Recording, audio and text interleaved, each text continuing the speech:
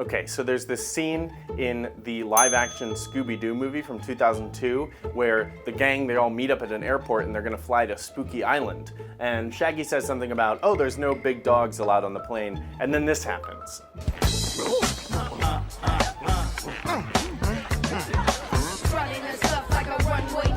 I've been thinking about this scene for 16 years because it's eating me alive.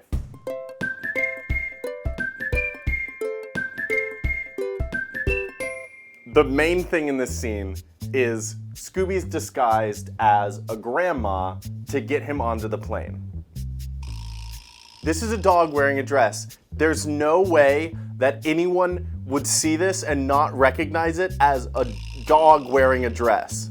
Daphne even says as much in the scene. No one is stupid enough to believe that. And then of course they make a joke where like, oh, Fred doesn't recognize Scooby, he's an idiot. Who's the ugly old bro? Fine, whatever, make your joke. But what about airport security? What about the people on the flight attendants? Maybe let's give the movie the benefit of the doubt. Maybe all the airport security and all the flight attendants and everyone else is just as stupid as Fred. Can you imagine the logistics of trying to get a dog disguised as a human into an airport? In 2002, in June 2002, to understand the full implications of kind of what we're dealing with here, we need to know a little bit more about where the gang is going. Spooky Island. There's not a lot of information about Spooky Island on the official Scooby-Doo wiki. But we do know that the actual real-world location where they filmed this movie is off the coast of Australia. So that means that this grandma character needs a passport. Where the did they get a passport? I know what some of you were thinking already. Granger, when Scooby shows up, he clearly says aloha to his friends, which is a Hawaiian word. Well, I don't know, okay? I'm as confused as you are, if not more confused than you are.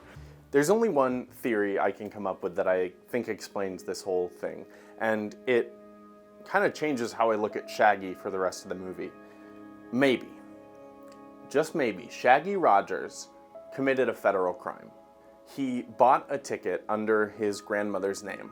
He stole his grandmother's identification. He doctored that identification to make it look like she was some kind of human-dog hybrid. And then he snuck this animal through airport security, through the gate, onto the plane using falsified documents and a ticket bought illegally, risking his freedom and his life to get his best friend in the seat next to him on that plane. And I think this is possible because of something that Shaggy says later in the movie. He says, best friends don't quit. This scene is powerful in this context because it's a testament to the strength of that bond between them. Except, I looked it up on ScoobyAddicts.com and Shaggy Rogers doesn't even have a grandma.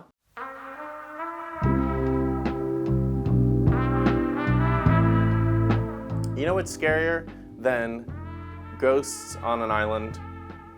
Being lied to by a movie that you love and you thought loved you.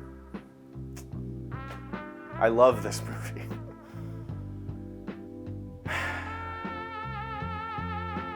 Who's your best buddy in the whole wide world? Ready?